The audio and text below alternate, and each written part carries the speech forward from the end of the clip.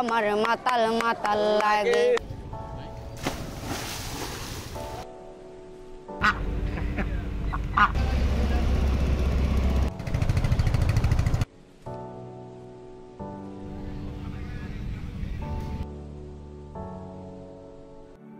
টাঙ্গুয়ার হাওর বাংলাদেশের সুনামগঞ্জ জেলার তাহিরপুর ও ধর্মপাশা উপজেলার বিস্তৃত একটি জলাভূমি, যা দেশের তৃতীয় বৃহত্তম মিঠা পানির হাওর হিসেবে পরিচিত। এই হাওর প্রায় 100 বর্গ কিলোমিটার এলাকা জুড়ে বিস্তৃত, যার মধ্যে 46টি গ্রাম অবস্থিত। বর্ষাকালে এর আয়তন বেড়ে প্রায় 20,000 একর পর্যন্ত হয়ে থাকে। টাঙ্গুয়ার হাওর প্রকৃতিপ্রেমীদের জন্য একটি অনন্য অভিজ্ঞতা প্রদান করে। এর প্রাকৃতিক সৌন্দর্য, জীববৈচিত্র্য এবং শান্ত পরিবেশ ভ্রমণকারীদের মুগ্ধ করে। আর আজকে আমরা এই টাঙ্গুয়ার হাওরের 2 দিন 1 রাত কিভাবে কোন হাউস বোটে থাকবো এবং কত টাকা খরচ পড়তে পারে এবং কোথায় কোথায় ঘুরবো তার বিস্তারিত আজকে তুলে ধরবো। So let's explore one my way travels.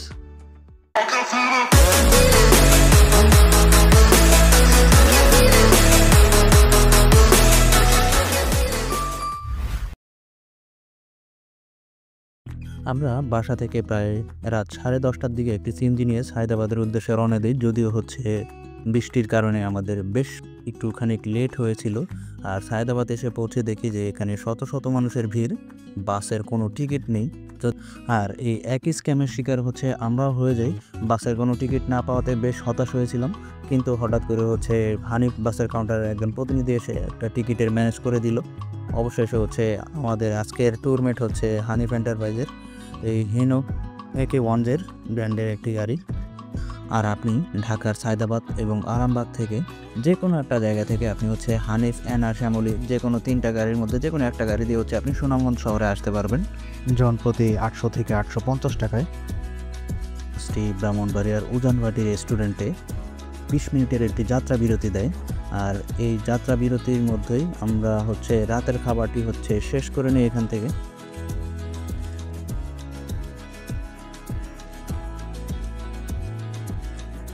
বাস থেকে নেমে আপনি সুনামগঞ্জ লঞ্চ ঘাটে যাওয়ার জন্য এখান থেকে লোকাল অটো পেয়ে যাবেন মাত্র 10 টাকা ভাড়ায়।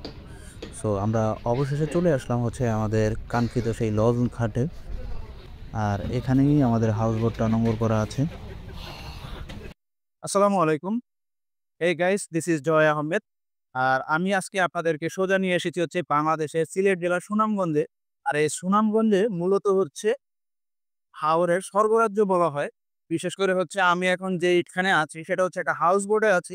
আর এই হাউস বোটে আমি আজকে আপনাদের দেখাবো আমরা কোথায় কোথায় যাব বা কোথায় কোথায় ঘুরবো। আর এই হাউস বোটে আমরা কয়দিন থাকবো বা কি কি খাবো বা কত টাকা আমাদের খরচ হতে পারে, সেই বিষয়ে বিস্তারিত জানানোর চেষ্টা করব। আর শুধু তাই নয়, আমরা আপনাদের পুরো এই হাউস বোটটা ঘুরিয়ে দেখাবো। এটা আমাদের হাউস বোট আজকের। আর এখানে আমরা 2 দিন 1 রাত পুরো টাঙ্গুয়ার হাওর শহর ঘুরে দেখব। আর এই হাউস বোটের নাম দি হাওর ক্রুজ। আর আমরা এখন দেরি না করে ভিতরে প্রবেশ করব। আর এই ভিতরে আমরা দেখতে পাচ্ছি একটি লবি রয়েছে। এই লবিতে 2টি সোফা ও 2টি বেড রয়েছে, যা রাতের বেলায় আপনি অনায়াসে 6 থেকে 8 জন এখানে থাকতে পারবেন। আর এই লবির প্যাকেজ আপনি পেয়ে যাবেন জনপ্রতি মাত্র 3,000 টাকায়। আমার সোজা দেখতে পাচ্ছেন আরও বেশ কয়েকটি কেবিন রয়েছে। আর হাতের বামে যে কেবিনটা রয়েছে এটা একটা ডাবল বেড বিশিষ্ট একটা কেবিন। এখানে আপনি 2জন ফ্যামিলি মিলে ভ্রমণ করতে পারবেন। আর এখানে 2জনের প্যাকেজ প্রায় 12,000 টাকা করে। আর সামনে একটা ইঞ্জিন কভার রয়েছে, যেখান থেকে লঞ্চের ইঞ্জিন কন্ট্রোলিং করা হয়। আর পাশেই রয়েছে এটা একটা সিঙ্গেল কেবিন। আর এই কেবিনের জনপ্রতি প্যাকেজ 5,500 টাকা। আর এই ক্যাবিনটিতেই আজকে আমরা থাকতে যাচ্ছি। আর এখানে একটা বালিশ পাচ্ছি আমরা, একটা ম্যাট্রেস, এবং সামনে একটা উইন্ডো আছে, যেখানে আপনি প্রকৃতির অপরূপ সৌন্দর্য দেখতে দেখতে ভ্রমণ করতে পারবেন। আর রয়েছে একটা ফ্যান এবং সারাদিনের জন্য ডোর লক সিস্টেম। আর এটা একটা কাপল রুম। আর এই কাপল রুমটিতে আপনি প্রায় 2জন থাকতে পারবেন অনায়াসে। আর এই কাপল রুমের প্যাকেজ প্রায় 13,000 টাকা, জনপ্রতি 6,500 টাকা করে।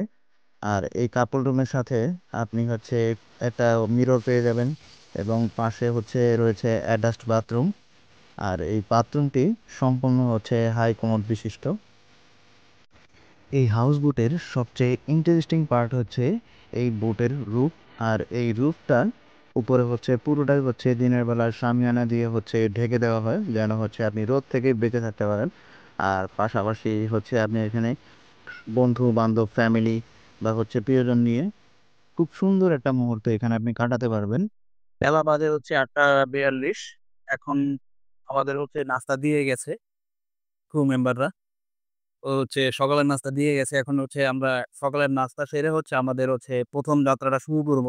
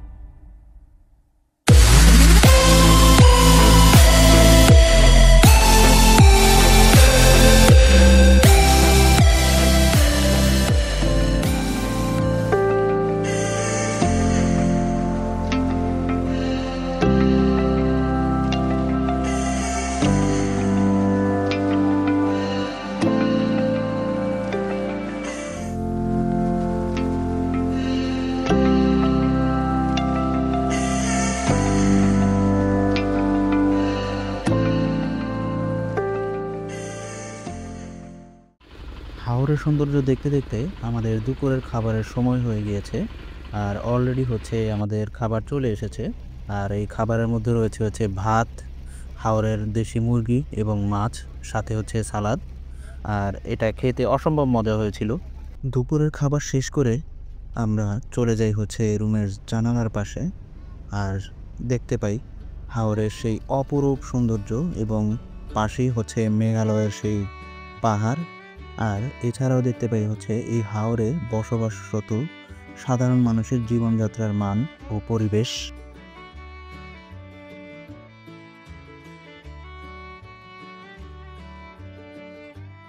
টাঙ্গুয়ার হাওর 2000 সালে এটি Ramsar wetland of international importance হিসেবে চিহ্নিত হয় এবং 1999 সালে ইসিএ অর্থাৎ ইকোলজিক্যালি ক্রিটিক্যাল এরিয়া হিসেবে ঘোষণা করা হয়।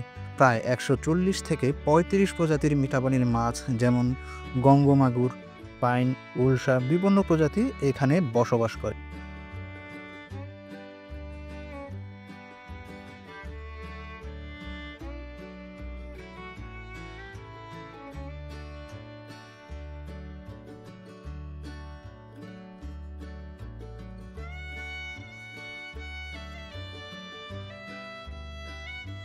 এখানকার স্থানীয় বাসিন্দারা দীর্ঘদিন যাবতই এই হাওরের পানির সাথে তাদের জীবনযাত্রার মান মিশিয়ে নিয়েছে।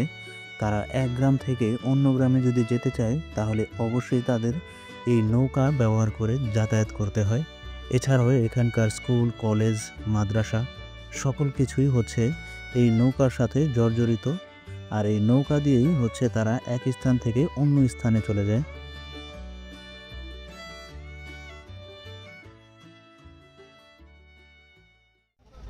প্রায় 5 ঘন্টা বোট জার্নি করে আমরা চলে এলাম ওয়াচ টাওয়ারের দিকে। আর এই ওয়াচ টাওয়ারের দিকে আসলে আপনি একটা জিনিস লক্ষ্য করবেন, সেটা হচ্ছে কিছু ছোট ছোট লোকাল নৌকো আপনার বোটের সামনে এসে হাজির হবে।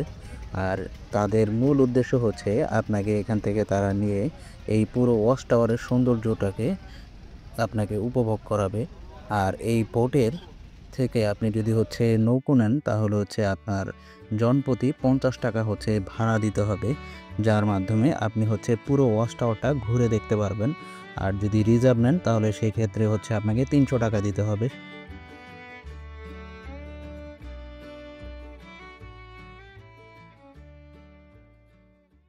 ওই আমার মন বসে না শহরে, ইট পাথরের নগরে, তাই তো আইলাম হাওরে।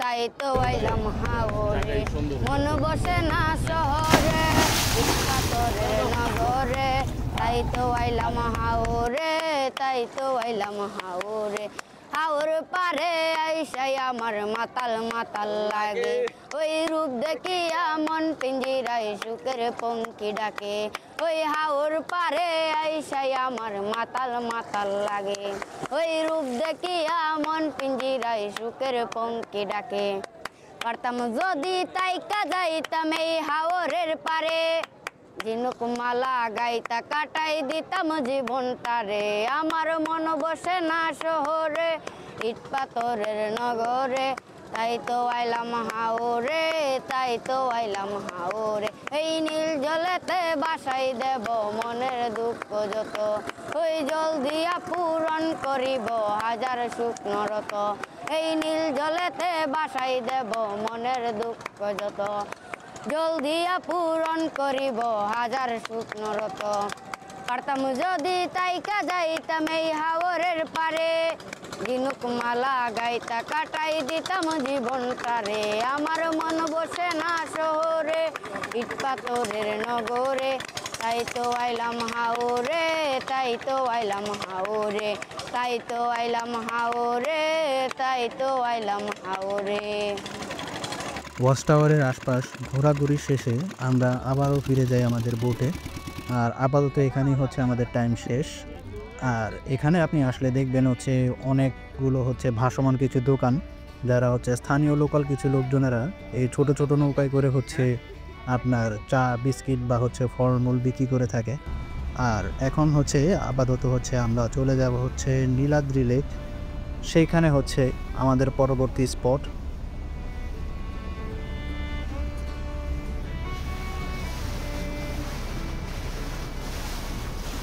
একটা সময় অনেক কিছু হবে, কিন্তু আপনি যখন হচ্ছে আপনার বয়স 30-40-45-এ আপনি হচ্ছে ওভার করবেন, তখন আপনি মনে করবেন যে হচ্ছে জীবনে এগুলো কিছুই না।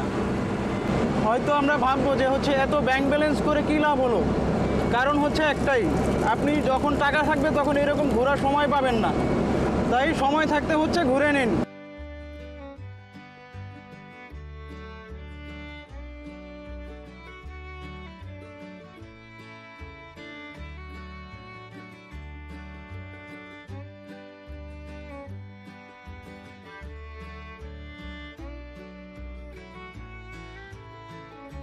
হাওরের সৌন্দর্য যেন চোখের দুই পাতা এক করতেই দিচ্ছিল না। বোটটা যতই এগিয়ে চলছিল ততই যেন মেঘালয়ের পাহাড়টি স্বাগতম জানাচ্ছিল। শীতে 92 থেকে 98 প্রজাতির পানিবাহিত পাখি, মোট 208টি পানিবাহিত ও 98টি ভ্রমণযোগ্য প্রজাতিহীন পাখি এ সকল দেখা যায় এই টাঙ্গুয়ার হাওরে।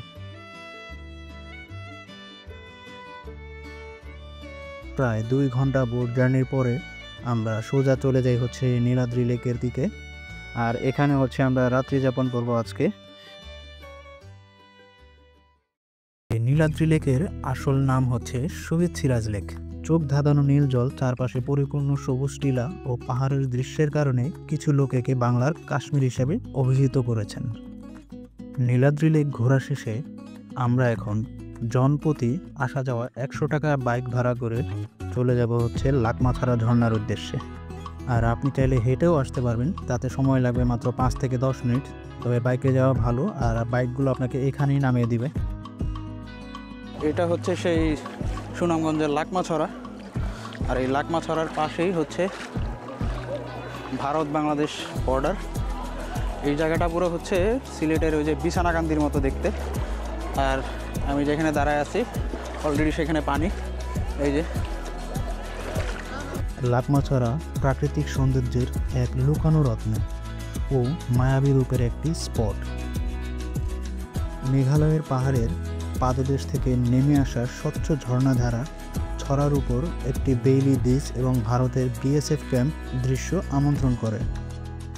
বর্ষাকালে ঝর্ণার জলপ্রবাহ বেড়ে যায়, শরতে তার সৌন্দর্য অসামান্য। তো খুব বেশিক্ষণ সময় আমরা এখানে কাটাবো না, কারণ হচ্ছে সামনেই হচ্ছে ইন্ডিয়ার মেঘালয় হচ্ছে বর্ডার, ওই যে আমার হাতের ওই পাশটাতে। আর ওই যে ইন্ডিয়ান ব্রিজ, এদিকে হচ্ছে বাংলাদেশি বর্ডার, আর এটা মেঘালয়ের পাহাড়। অলরেডি হচ্ছে আমরা ধরতে গেলে হচ্ছে ইন্ডিয়াতে চলে আসছি। হচ্ছে এখানে এত নুড়ি পাথর, যার কারণ হচ্ছে পাড়া দিলেই সাথে সাথে সেটা পায়ে গেঁথে যাচ্ছে। আর ওই দিক থেকে খুব সম্ভবত বিজিবিরা হচ্ছে বাঁশি বাজিয়ে সতর্ক করছে যেন ওইদিকে আর না যাই। তো অলরেডি হচ্ছে আমাদের টাইমও শেষ, কারণ হচ্ছে বাইক থেকে সর্বোচ্চ হচ্ছে 20 মিনিট টাইম দেওয়া হয় আপনাকে এখানে ঘুরবার জন্য। তো সন্ধে হওয়ার আগে এখান থেকে চলে যাওয়া উচিত। অনেকেই এটি সিলেটের বিছানাকান্দির চেয়েও সুন্দর বলে বর্ণনা করেছেন। এই লাকমাছড়া থেকে খুব বেশি কিছু না নিতে পারলেও ইন্ডিয়া থেকে অন্তত একটা পাথর নিয়ে যেতে পারছি, এটা হচ্ছে এই ট্যুরের সবচেয়ে বড় গিফট। লাকমাছড়া ঘোরাঘুরি শেষ করে আমরা সোজা চলে যাই হচ্ছে আমাদের হাউস বোটের উদ্দেশ্যে। আর হাউস বোটে গিয়েই প্রথমে হচ্ছে নাস্তাটা সেরে নিই, তারপর হচ্ছে এখানে হচ্ছে আমরা রাত্রি যাপন করব। আর সেই সঙ্গে হচ্ছে রাতের খাবারটাও হচ্ছে আমরা শেষ করে নিই। আর আমাদের রাতের খাবারে ছিল হচ্ছে দেশি হাঁস ভুনা ও সবজি, ডাল, সালাদ। আর এই খাবারটা অসম্ভব মজা ছিল। সো আজকে ভ্রমণের হচ্ছে দ্বিতীয় দিন, সকাল 6টা বাজে। আর এখান থেকে হচ্ছে আমাদের বোটটি জাদুকাটা নদী ও বারিকা টিলার উদ্দেশ্যে ছেড়ে যাচ্ছে।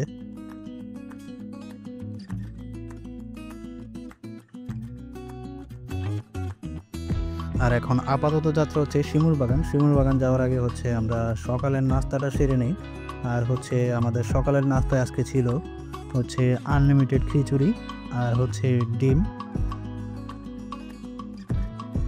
এই হাওরের দৃশ্য দেখতে দেখতে এই খিচুড়ি খাওয়াটা খুবই ইন্টারেস্টিং ছিল।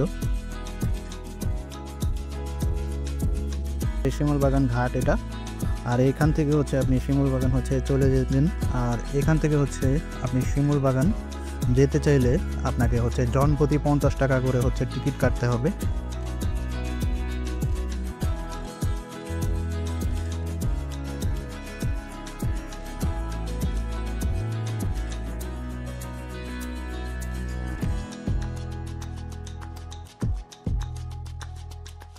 ট্যুরের যদি হচ্ছে মজা নিতে চান তাহলে হচ্ছে আমি বলি যে অফ সিজনগুলোতে আসবেন, যেমন হচ্ছে সরকারি ছুটিগুলো বাদে। সিজন টাইমে আসলে হচ্ছে একটু লোকের আনাগোনা একটু বেশি পড়ে, তবে হচ্ছে ঘোরার জায়গাগুলো বেশ সুন্দর, এগুলো ঘুরে খুব বেশ মজা পাবেন। বাট আপনি যদি চান যে হচ্ছে একটু নিরিবিলি পরিবেশে হচ্ছে ঘুরবেন, তাহলে আমি মনে করি আপনার হচ্ছে অফ সিজনগুলোতে আসবেন, যেমন হচ্ছে শুক্র শনিবার সরকারি ছুটিগুলো বিশেষ দিনগুলো হচ্ছে বাদে যদি এইসব জায়গাগুলোতে আসতে পারেন তাহলে ডেফিনেটলি আপনার ভ্রমণটা আরও সুন্দর হবে।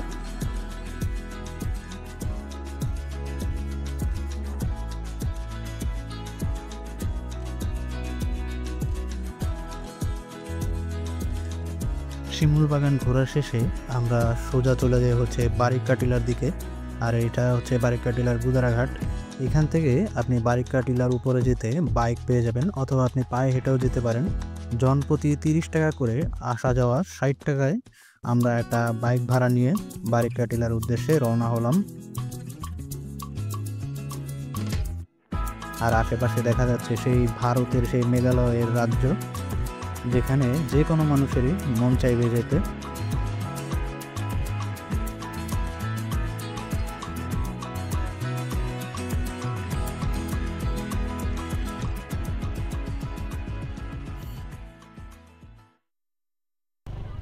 পাঁচ মিনিট বাইকে রাইড করার পরে আমরা চলে আসলাম আমাদের সেই গন্তব্য বারিকা টিলা। আর হচ্ছে এটাই বাংলাদেশের শেষ সীমানা, আর সামনেই হচ্ছে ভারত সীমানা এখানে। সো আমি এখন আছি হচ্ছে বারিকা টিলা, আর এটা হচ্ছে বাংলাদেশ ভারতের অঞ্চল। আর এইখানেই ঠিক বাংলাদেশের শেষ অঞ্চল। আমার হচ্ছে হাতের সামনে হচ্ছে ইন্ডিয়া। 1203 বাংলাদেশ, ঠিক এই পাশটায় 1203 ইন্ডিয়া। টিলার উপরের দিক থেকে ভারতের মেঘালয়ের খাসিয়া পাহাড় দেখা যায়, আর নিচে প্রবাহিত রয়েছে স্বচ্ছ জলের জাদুকাটা নদী, একটি অন্তরাত্মায় বিস্ময় সৃষ্টি। এখানে প্রায় 40টি আদিবাসী পরিবার বসবাস করেন। বারিকা টিলা একটি মনোরম পাহাড়ি প্রাকৃতিক স্থান, যা ভারত বাংলাদেশ সীমান্ত ধরে মেঘালয়ের খাসিয়া পাহাড়ের অসাধারণ দৃশ্য উপভোগের সুযোগ দেয়। বারেকাটিলা ভ্রমণ শেষ করে আমাদের এখন শেষ স্পট হচ্ছে জাদুকাটা নদী। লোককথায় উল্লেখ আছে এক বধূ তার শিশুপুত্র জাদুকে সঙ্গে নিয়ে মাছ কাটছিলেন, ভুলক্রমে তার সন্তানকেই তিনি কেটে বসেন। এরপরে এই নদীর নামকরণ করা হয় জাদুকাটা। বেশ কিছুক্ষণ পরে আমাদেরকে হাওরের দেওয়া হয় এই সিজনাল ফ্রুটস, যা খেতে খুবই মিষ্টি ছিল।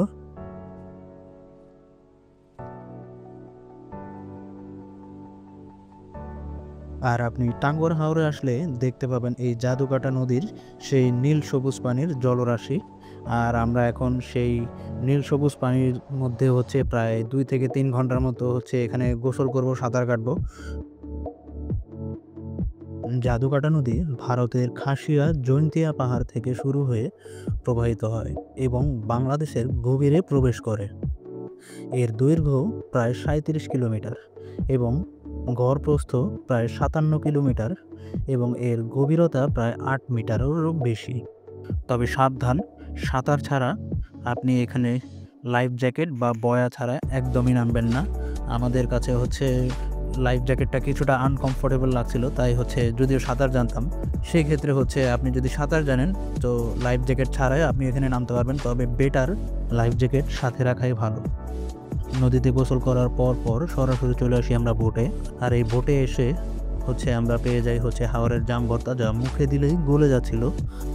এই নীল সবুজ জলরাশির উপরে হাওরে দুপুরে খাবারটা খাওয়া আমাদের কাছে ছিল এক নতুন অভিজ্ঞতা। আর আমাদের খাবারে আজকে ছিল হচ্ছে দেশি মুরগি, শাকভাজি ও মাছ ভর্তা। দুপুরের খাবার শেষ করে আমরা এখন চলে যাব সুনামগঞ্জ শহরে, সেখান থেকে ঢাকা ব্যাক করব। আর এই হাউস বোটের স্টাফদের ব্যবহার, খাবার দাবার ও সার্ভিস সব কিছুই মোটামুটি ভালো ছিল। যদিও এই হাউস বোটের কর্তৃপক্ষ আমাকে পুরো প্যাকেজটা স্পন্সর করেছিলেন, তবে আপনি এই হাউস বোটে মাত্র 3000 টাকা খরচ করে আপনি লবিতে 2 দিন 1 রাত টাঙ্গুয়ার হাওরের প্যাকেজে ভ্রমণ করতে পারবেন। বুকিং বা বিস্তারিত বিষয় জানাতে আমি ডেসক্রিপশন বক্সে নাম্বার দিয়ে রেখেছি, চাইলে যোগাযোগ করতে পারেন। আর আমাদের অলরেডি হচ্ছে জাদুকাটা নদী, বারিকাটিলা, শিমুলবাগান, নীলাদ্রি লেক, লাকমাছড়া ঝর্ণা সবই হচ্ছে এক্সপ্লোর করা হয়ে গেছে। একটা কথাই বলতে পারি, সেটা হচ্ছে যে সুনামগঞ্জ ঘুরে শেষ করতে পারবেন না। আমি যে কয়েকটা স্পটের নাম বলেছি, এই কয়েকটা স্পট ছাড়াও হয়তো আরও অনেক জায়গা আছে যা হচ্ছে আমরা জানি না বা হচ্ছে যাওয়া হয়নি, বা ইনশাল্লাহ নেক্সট কখনো কখনো যাওয়া হবে। তবে যে কয়েকটা প্লেসে ঘুরলাম আলহামদুলিল্লাহ খুব ভালোই লেগেছে। বাট আপনি যদি এখানে ফ্যামিলি নিয়ে আসেন, এখানে আরও অনেক মজা পাবেন, আর ঘুরেও হচ্ছে বেশ শান্তি লাগবে আপনার কাছে।